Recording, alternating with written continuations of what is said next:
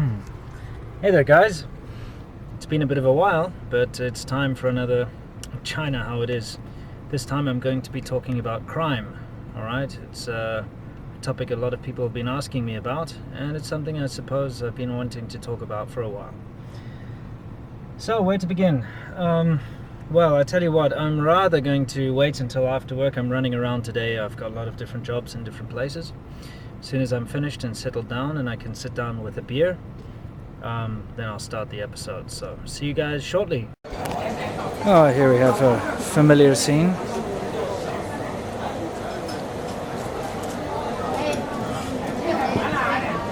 Right.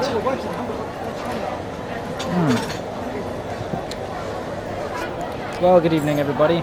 It's time to talk about crime.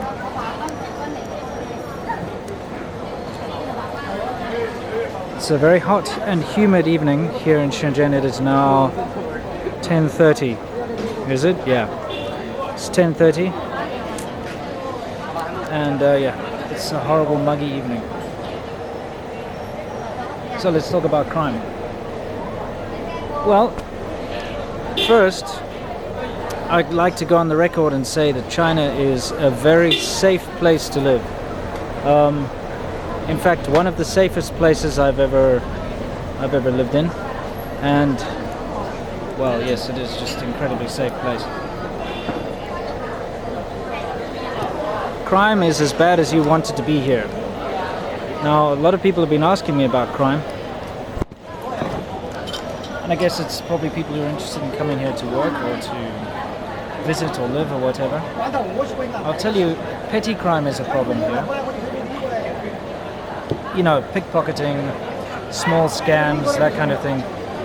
You know, you're very likely to run across that if you're not very awake and aware of your surroundings. And if you're just inexperienced, if you're an inexperienced traveler, you're probably going to be scammed. I'll explain a couple of the big scams. I've already done a whole lot of videos. In fact, here, and here, you can watch my Shanghai scam series, which I did a couple of years ago, all about the common scams you find in Shanghai. But as for, let's see, as for crime in general, basically if you go looking for it, you will find it. However, as just a normal citizen going about your own business, you know, from work, going out to eat and going out shopping and all the usual things people do using public transport. The only crime you're probably going to come across is petty theft, you know, pickpocketing. I myself have already caught 2 pickpockets in the time that I've been here in China. Let's think. Both of them, strangely enough, in the Huajianbei area. So, one, I noticed a guy walking behind a woman in front of me. She was walking towards me, and so as he was behind her, and he had a big pair of surgical tweezers in her pocket trying to pull something out.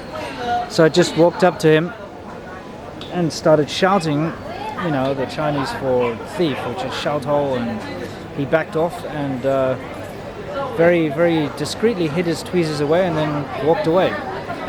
Second time was a little more rougher. I actually had to push a guy off someone doing the same thing with tweezers.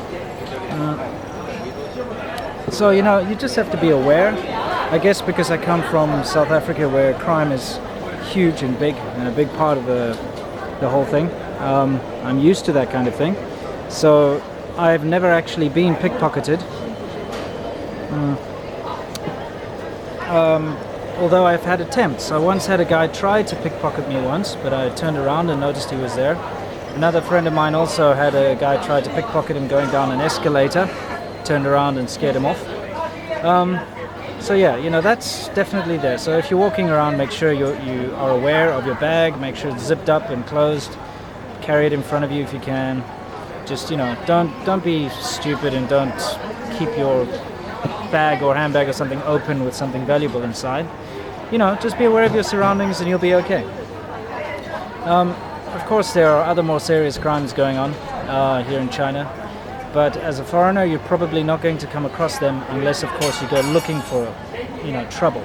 So if you go looking for prostitutes, if you go looking for drugs and, you know, that kind of normal nonsense, you're bound to end up in trouble. Just like in any other country, you're going to meet some serious criminals and some pretty shitty people, and they'll probably, you know, do you in, take advantage of the situation. So stay away from the crap and you won't pick up any crap. As a normal sort of everyday citizen or normal person here, you're not going to actually run into any trouble. So yeah, crime is not a very big thing here. Let me get on to some scams. Now, I've talked about scams, as you saw in those Shanghai videos years ago. Come across a whole bunch of new scams living here. But as a traveler coming to China, I'm going to give you some advice. First thing you never do is never take illegal taxis. When you arrive at the airport or at any border, you'll always have a ton of these taxi touts coming up to you trying to get you to go with them. I was even approached in Hong Kong by a very well-spoken bloke. He looked really decent, trying to get me to take black taxis, you know, as they call them here, illegal taxis. Those guys will rip you off. They will first of all overcharge you horrendous amounts. It's happened to a lot of friends of mine, a lot of people I know who've been really ripped off. They've been taking a trip which should cost about, I don't know, 20, 30 renminbi in a taxi, and they've been charged up to 1,000 renminbi for the same trip, and they've been in the middle of nowhere. They don't know where they are, they can't speak the language, and they kind of have to pay up because the guy won't give their luggage back or whatever. So make sure you always take marked taxis. Very easy to recognize. They all have meters and, you know, taxi signs on them. In Shenzhen, within the special economic zone, they're purple or maroon colored. So depending on the city you go, just take legitimate taxis. That's a good tip right there. What else? Kind of crime you're going to come across as a traveler. All these little scams, silly scams. You know, you've got, well, if you go to Beijing, you'll have the art students. You know, they're so-called art students. They're not really. I even had them approach me, but, you know, thing is, I just wasn't interested. I'm not interested in art students and their nonsense homemade drawings or whatever, so I just, you know, flubbed them off, especially when they started asking me to go somewhere. That's one thing you have to seriously watch out for. If anyone approaches you and tries to get you to follow them somewhere, like in this case, the art students want you to go to their little art gallery. Some people want you to go to their shop, go to their apartment, if anyone's trying to take you somewhere, just forget about it. Just don't even think about it. That's almost 100% going to be some kind of scam, or you're going to get yourself into a nasty little situation. So stay away from that kind of crap. So don't follow people into strange places. That's common sense, right? Don't take illegal taxis, unless of course you've reached the level like I have where you can speak the language well enough to you know, tell them exactly what's going on and they realize they can't bullshit you. So, you know, until you've actually reached a decent level and you really know your way around, stay away from the black taxis. What else? If you're walking through very crowded places, for instance in Shenzhen, Dongmen or Huajianbei or any of these big shopping areas, be very careful of your belongings because there are a lot of pickpockets, even train stations and things like that. Alright, like I was saying, pickpockets are an issue. But yes, I've only ever had bicycles stolen from me, and that's another thing you have to be careful of. There's a specific time in Shenzhen, and I guess it's probably common in other cities as well, where there are a lot of migrant workers. Just before the Chinese Spring Festival, you know, the Chinese New Year, which is the Lunar New Year, what happens is people have to raise money to travel back to their hometowns. You know, that's the culture here. It's kind of like Christmas for Westerners. Everybody must go back to their hometown to spend time with their family and that kind of thing. So what they do is, if they don't have enough money, they kind of end up stealing in order to pay for their ticket home. So there's that little period just before Chinese New Year where bikes, especially bicycles, are very vulnerable to theft. So during that time, for instance, I just keep my bicycles locked up at home, don't take them out, you know, that kind of thing. So Another little piece of advice: just before Chinese New Year, watch your belongings very carefully. Law is something I'm going to cover in one of the next ones. Alright, so it's going to go hand in hand when I talk about all the other dodgy stuff like prostitution, drugs, etc.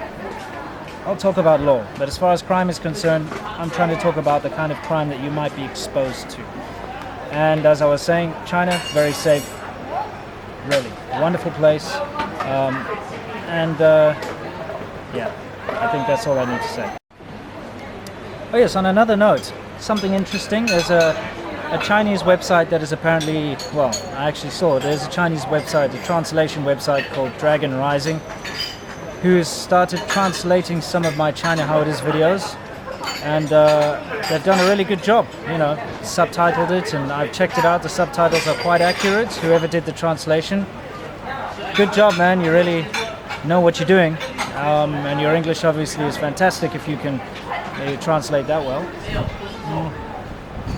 Got a lot of interesting comments. You know, they range. I was going through them, and the comments range from like either this guy is really objective and fair on his you know, sort of observations, all the way to, oh my goodness, this guy looks like a rapist. So anyway, I just wanted to say it's fun, interesting. I'll put the link on my blog to the website if any of you guys are interested in checking it out. But yeah, just cool, and a shout out to whoever's translating this stuff. Seriously, dude, fantastic job. Cheers.